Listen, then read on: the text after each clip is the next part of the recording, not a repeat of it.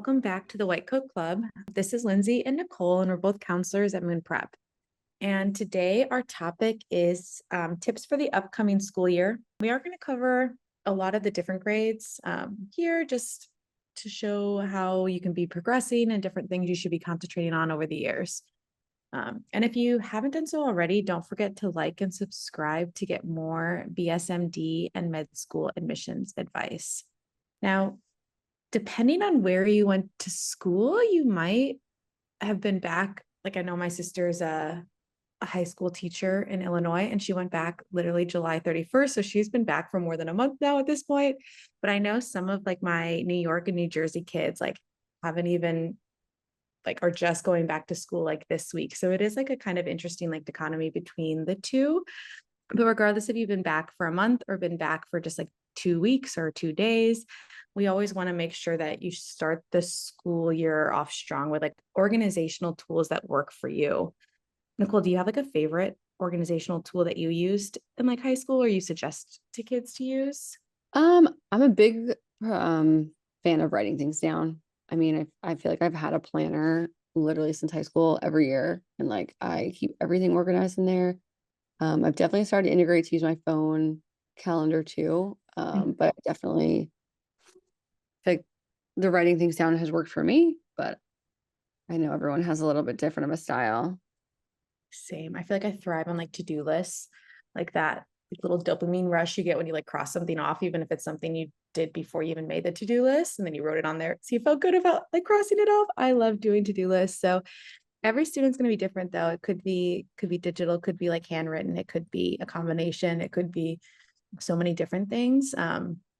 And that's definitely something that like as Moon Prep counselors, we try and help our students figure out what like works best for them, like what organizational tools that work to keep them on track and keep their like kind of homework completed on time. They're managing like their extracurriculars and everything because it is a lot going on.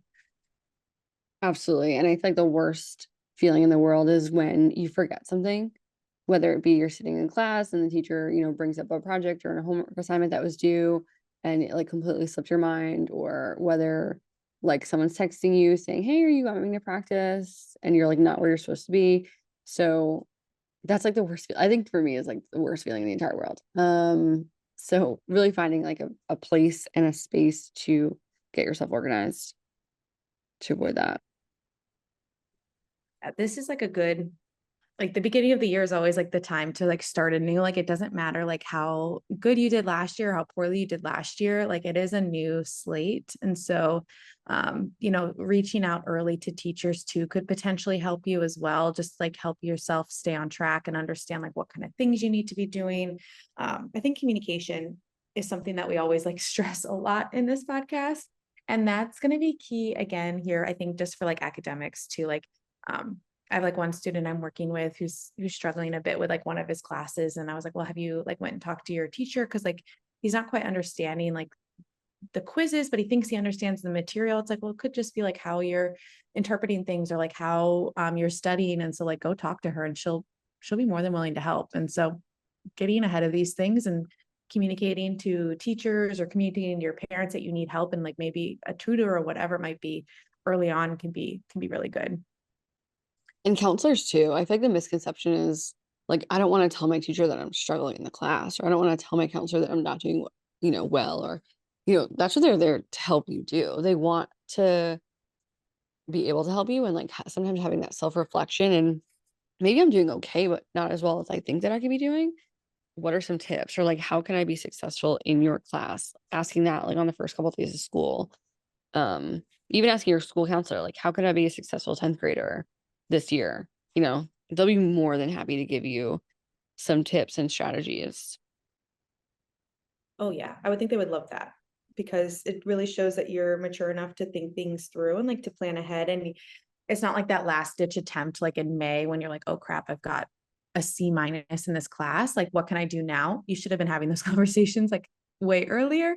So like meeting with teachers, meeting with school counselors early when there's not really like a big problem, but could turn into a bigger problem later is I think really key.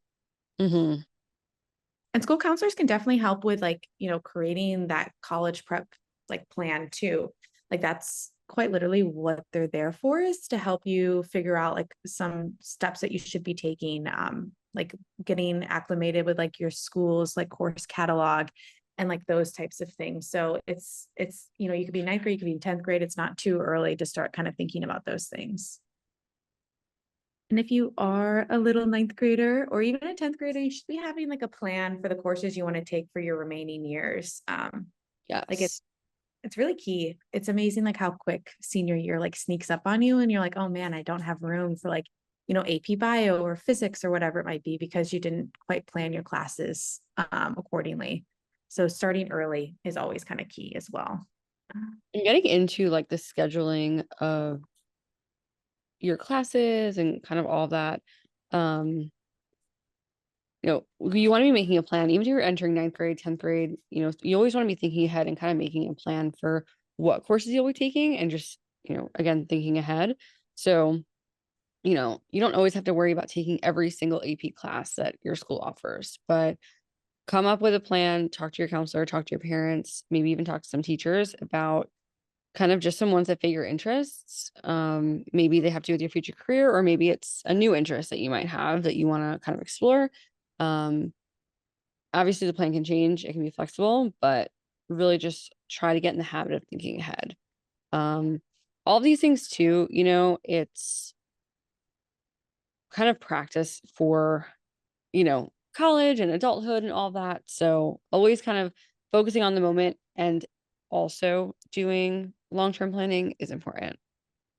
I think what you said too is super key, like flexible. Like it should be a flexible plan. Like just because you said that you wanted to do like AP bio in your junior year, um, maybe like it doesn't work out and it has to be pushed to your senior year, or you didn't plan for like computer science in your course, but then you do like a summer plan, a summer program that teaches you a little bit about computer science and you fall in love with it. But you know, that means you can't take AP psych anymore.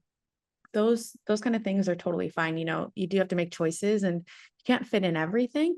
So definitely do make it flexible, play to your strengths. And, you know, we always like kind of stress, you know, you want to have a rigorous course load, but that doesn't mean that every single AP has to be taken. Find that Yeah, balance. Just because your friends are doing it too doesn't mean that you have to take a particular class. And so, you know, just kind of think about what your workload is going to be like and what your extracurriculars are looking like too. that's true. And like advocate for yourself also. I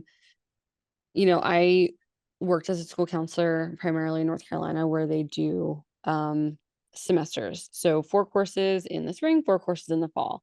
You don't really have a say as a student, like what your schedule ends up being and what classes you're taking together.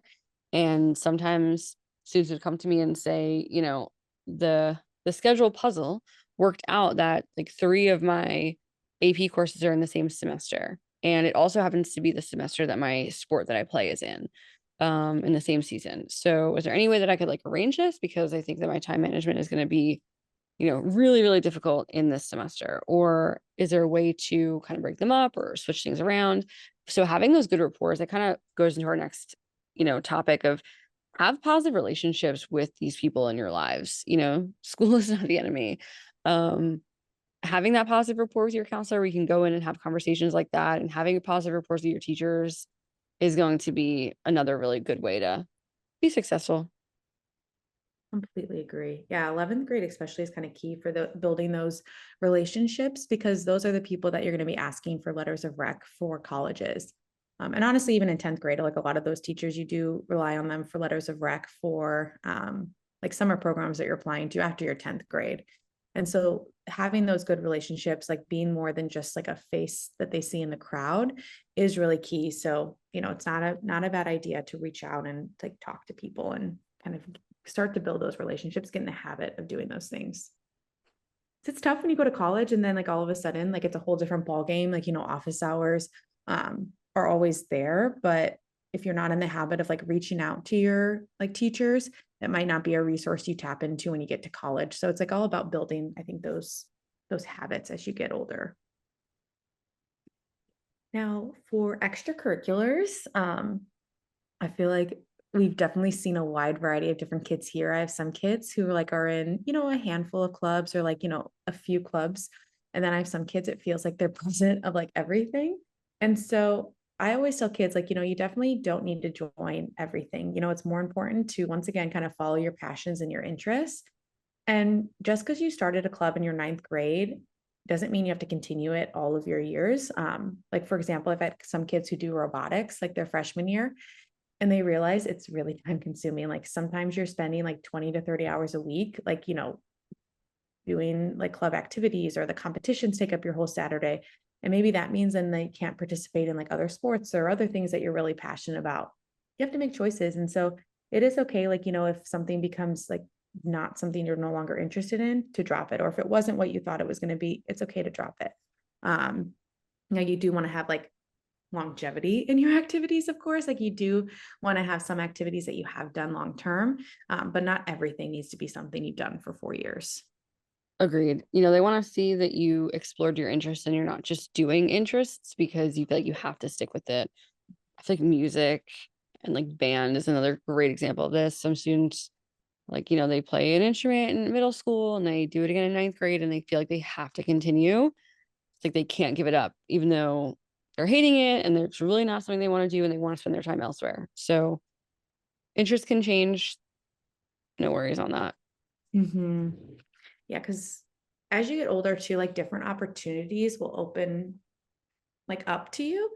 So a lot of like our students, of course, are going for BSMD, and hospital volunteering a lot of the times is not obtainable until you turn 16, just because of like different state regulations and things like that. And so, of course, you're not going to start it as a freshman. You might have started off volunteering like at a nursing home, or, volunteering like completely somewhere else, like at a food bank, or, you're tutoring or whatever it might be. So, those activities, you're like, especially your med-based ones, might evolve as you get a little bit older too. Yeah. So kind of going back to, you're going to have other opportunities present themselves almost as you get older, A, as you enter high school, then B, as you get older, you know, yes, we want you to explore new things, but then ultimately the goal is to kind of find one or two things that you're truly passionate about. And then within those passions, really try to position yourself for some type of leadership role. And that can be direct or indirect. I A lot of students get confused by that and they're like, leadership, I need to be the president or the vice president of this club or found the club. You know, that's great. That works. But even some indirect leadership, if you have an internship or you are volunteering or shadowing, finding new ways that your services kind of can be offered and, maybe coming up with some type of program or activity like in your role can also be some great examples of indirect leadership as well. Yeah, I think that that's really key because I mean, if we think about it, HOSA maybe only has like president, vice president, secretary, and treasurer as like their like leadership positions. That's like 4 out of maybe like 50 kids. Not everyone can be a leader. You can't be a leader in every club. So like I think exactly what you're saying, indirect leadership is a really good way to still be able to demonstrate those qualities, even if it's not a formal position. And to be And a lot honest, of times, oh, sorry. go for it, go for it. A lot of times those positions too are like appointed for seniors. So when you're submitting your applications in the early fall, you may have only been like the treasurer or the president of this club for a month. So it's not really going to be great to kind of showcase what you did in that role. Hmm. Completely agree. And kind of circling back out to like the extracurriculars out of school, like I think that there's a lot of ways, especially there, that you can be showcasing leadership. Like I had one girl who like was in a research lab. She was like the first high school student to like work in that lab for the summer. And then maybe a month later, some more kids came in. And so she kind of took on the role of like teaching them like the ropes of the lab. And she had like struggled with like one particular type of like equipment. And so she like put together like an organizational like chart almost for them about how to use it better. And so like no one, it's not going to be like on her resume of like she's like the ambassador for high school students of this lab or anything like that. But she really did showcase some, I think, really great leadership in that position. Whether or not it got recognized, it doesn't really matter. But I think she had like a really positive impact on students. So just because you don't have a formal position doesn't mean you can't demonstrate leadership. Absolutely. And then it's also kind of taking your passion and expanding it as much as you possibly can. It's one thing to say, oh, I go and I volunteer at this hospital. Well, Mhm. then exactly like Lindsay's example. Now, when new volunteers come in, you maybe went to your supervisor and said, hey, can I come up with a little, manual or a little training guide, for these new people that come in? And can I advocate for this to be implemented because I've been here for a little bit? And then, how else can I take what I love to do and do more of it? I love that. Yeah, exactly. And that does require you to take the initiative, which of course BSMD programs, top schools love to see. They love to see kids who are looking at ways to expand their current role, looking at ways to help out their community. And so that's one thing I always try and stress with my students is sometimes we don't necessarily need to add more activities to your resume. Maybe it's more thinking about ways to expand on current things that you're already doing. If you are playing tennis all the time, maybe you become a coach. If you really love biology, maybe and are part of science Olympiad, maybe you start to become a tutor or things like that. There are ways to expand on the things that you're currently doing and take them to the next level, essentially. I know I probably said this example other times, but the person who loves a sport or loves an instrument and then takes that and, like you said, either coaches it or finds ways to kind of combine their passions. So if you play an instrument and then you also volunteer at a nursing home, maybe you can then bring your instrument to the nursing home and perform for residents there. You know, kind of a great way to make your application cohesive. I think a lot of times, you'll hear the word they want like a well-rounded applicant and, kind of dabble in everything. But there's also some really great applications where you can just tell that it's a cohesive student. They know what they like to do. They've really leaned into those things. And that's kind of like all encompassing of who they are. Yeah, definitely. The branches from one activity are really really well developed. It is kind of cool to see those types of students. And not every student is going to have that kind of cohesive application, and that's totally fine. I think there's a lot of different types of students that can be desirable by colleges. And so it's Yeah. more so about your passions and your interests. If they all do interconnect, fantastic.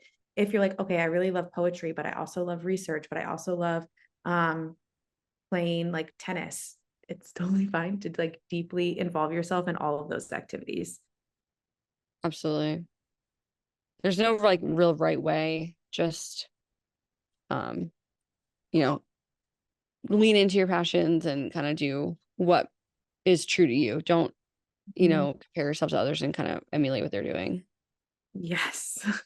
Yeah, I feel like that's the biggest struggle with honestly kids and parents too is the comparisons.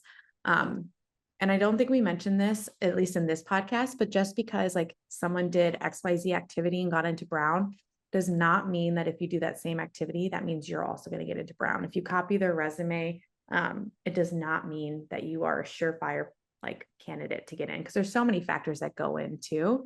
And so be yourself, follow your passions, follow your interests. I mean, I think we've talked about this at length. There's another podcast about that too that just came out about, the thing that's most important for BSMD is really that passion. And so how you portray yourself with your extracurriculars and how deep you go into them is definitely a great way to be showcasing that passion and those interests.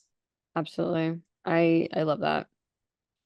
And one other way you can explore extracurriculars out of school, I think, is learning. It could be through hands-on opportunities through a summer program or things like that. It could be signing up for a course at your community college because you weren't able to take let's say your school doesn't offer psychology or sociology or whatever it might be. You could totally take courses on that. I had a student a few years ago who was really a lot of his activities kind of going back to what Nicole was saying about the cohesive, a cohesive resume and kind of application. His big thing was kind of drug addiction. And he had done some research related to it. He'd done a ton of Coursera courses related to kind of drug addiction.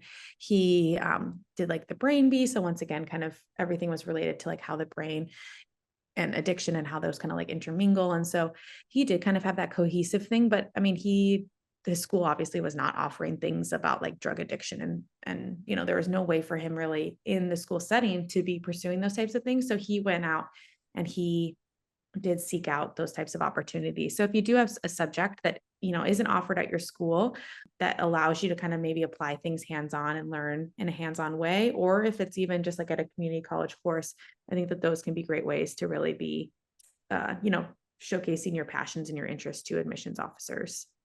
And taking classes over the summer too, even if you're looking to maybe jump a level in like a specific subject that's cool, but if you're also just looking to kind of learn a little bit more about something else and do I know a lot of times people, if they're trying to take certain APs and it just doesn't fall in line with maybe some advanced art classes or like pottery, um if it's landing at the same time, they're unable to do both. So, do some outside learning there in other activities that you kind of want to explore. A great point. Yeah, I love that. The outside learning can really help, I think, in multiple ways. And summer's a great time too. So a lot of times us as moon prep counselors will kind of start chatting about summer as early as December.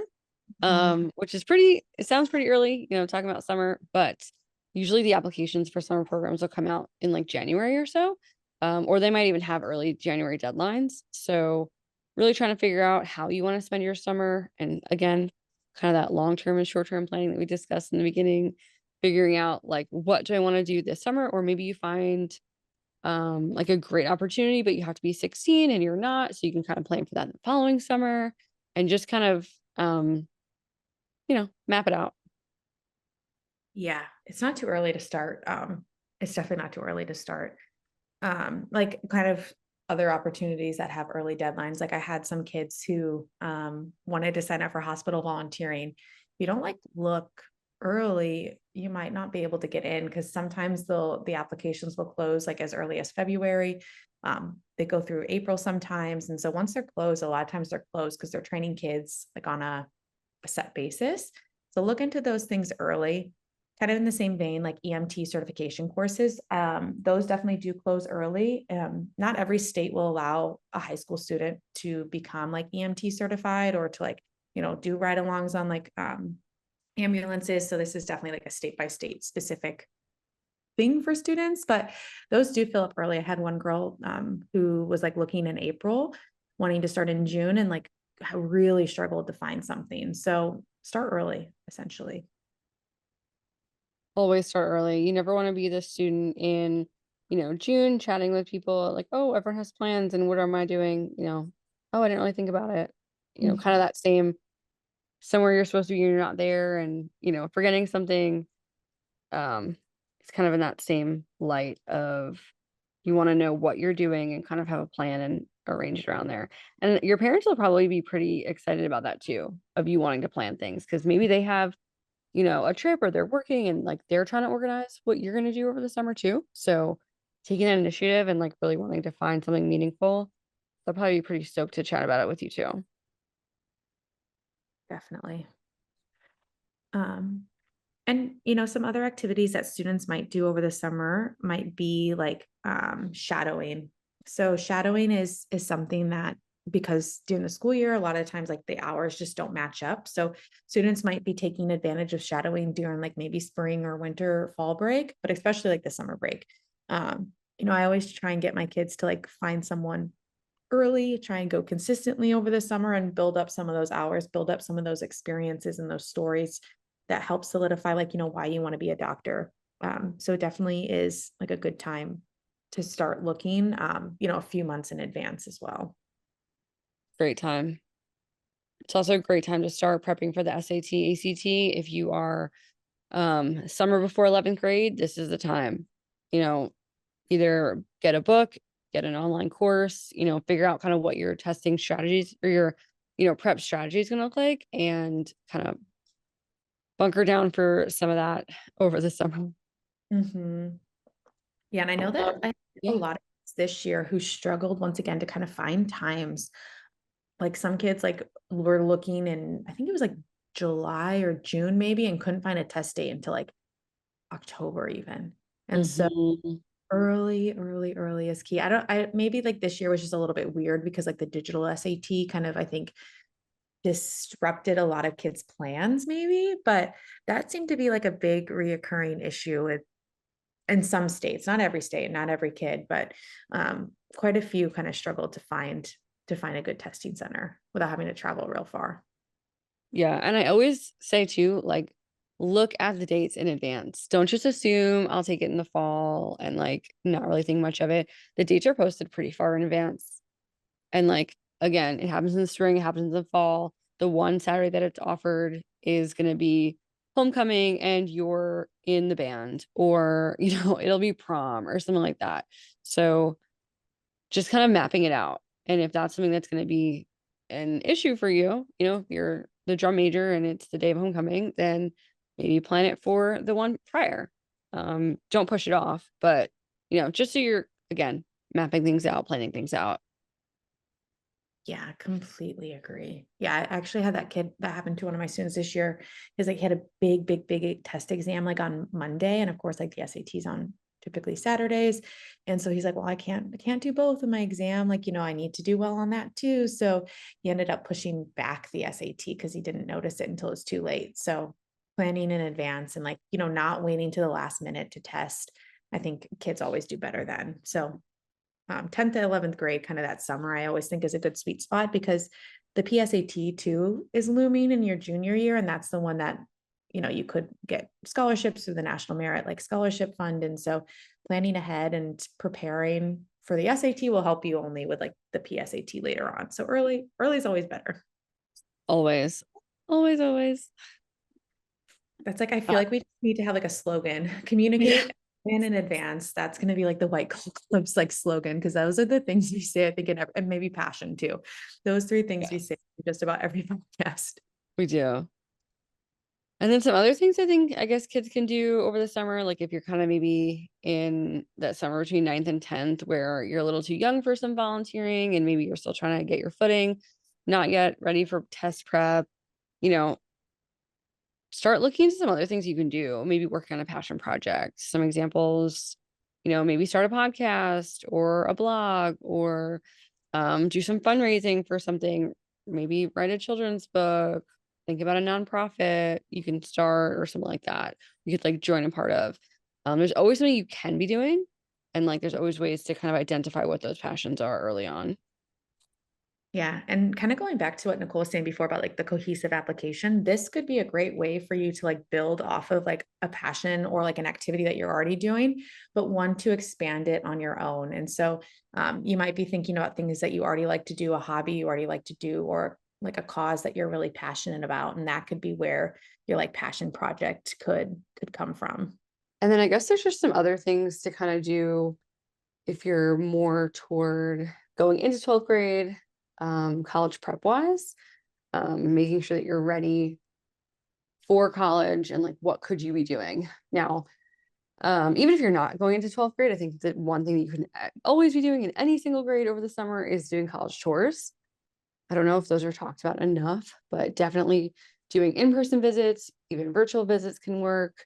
Starting to kind of plan for your applications and creating that professional email address, subscribing to their newsletters. If you're going to do virtual tours, like making sure that you're signing up for the tours with the same email address that you're using professionally from now on. Hmm. Yeah, I completely agree about college visits. I feel like some kids like don't really think about them until it's too late. But it is really key because colleges are not made equally. Size can vary from like 1,000 kids or less to like, I think the biggest college is like UCF, and I don't even know how many kids they have. I think more than like 50,000 like undergraduates down there. And so that's a huge difference. And like some are in more rural settings, some are more suburbia or like in a city. And so, it could really vary based on like just like kind of logistically how colleges are located and what the size are. Like I had one kid this past year who thought he wanted like a college, like not in a big city, kind of maybe like more in the suburbs or, maybe a college town type thing. Cause that's kind of where he had grown up and hadn't really been in like a big city. But then he visited, I think it was like Northwestern and, saw how different it was and like the different opportunities that were going to be available and like the hustle and bustle. So his college list, like at the beginning, I think it was actually near the end of his junior year, completely changed because he hadn't experienced those types of things and he thought he knew what he wanted, but it's because he hadn't been exposed to, I think, enough things. And so that's like a really key part of college visits too, is just like help you get exposed to different sizes, public, private, like the different opportunities that are available. And virtual visits are good because, of course, like if you live in New York, you probably aren't going to be able to go to like UC Berkeley and, Stanford and University of Washington because it's just like a long, long way away. And, it's going to take a lot of time and money. And your parents, of course, have to go with you. So, virtual visits can kind of bring that gap or bridge that gap a little bit. But whenever possible, start to do those college visits. And then just start to do the research too. Every school is going to ask you why you're interested in going into their school. So kind of taking some notes, having a plan for that is also going to be key. It's a great point. Yeah. Because I always tell kids too, it's like you might go on like a big college tour visit. You might go to Boston University, Boston College, and like Northeastern and Harvard, like all within like a week or so. And I feel like kids, as well as adults, to be fair, like everyone has like a poor memory. They might not remember like which college had this opportunity. Was it Boston College or Boston University? So take notes like after you go visit schools, and that will hopefully really help you with those essays. And you don't always have to like do like a trip like consciously just for college visits too. So like let's say you are from California, but you're going to like a wedding in New York, or you're visiting family in, Austin, Texas, like stop by UT Austin. Like, in New York, there's so many different college and options there. So you could like, visit a few of those too. So you could kind of tack on a college visit to an already like predetermined trip as well. Yeah, even if you're driving, if you're heading through a specific state and you're able to stop at a certain school, even if it's a school that you aren't even considering or maybe wouldn't consider applying to, if you're in the area, check it out, because then at least you have something to compare it to as well. And I say the same thing for like your local state school. Even if you right now are saying there's no way I'm going there, I don't want to apply there, go check it out. Hear what they have to say, just again to give yourself some type of comparison. I love that. I completely agree. I think that that's like such a thing that gets forgotten about is like your local state schools, because those very well might be oftentimes, but not always, like your safety options, but you still want to like understand them and be excited about wanting to go there because they might give you the best financial aid too. So visiting those should never be discounted. And I usually tell kids too, it's like, even if you're like not interested at all, at least like go, because you get to see like the size of it. Like maybe you realize if it is like in a rural area, you're like, you know what? I don't want to look at any schools in a rural area. And so then that will help you get rid of some options off your college list.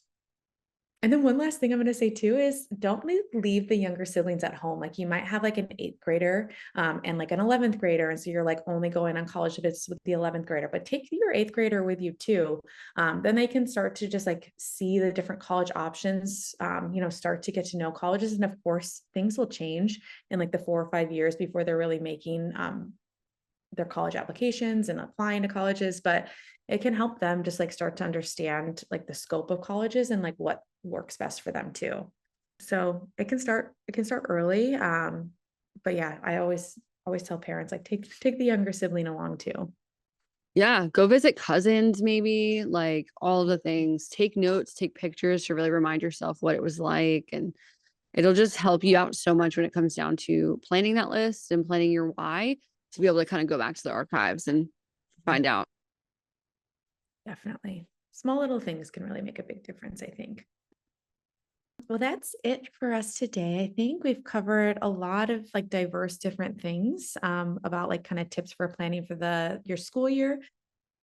If you have any questions, you can, comment or shoot us an email. And don't forget to like and subscribe, because we'll be back in 2 weeks for some more great content about BSMD and admissions news.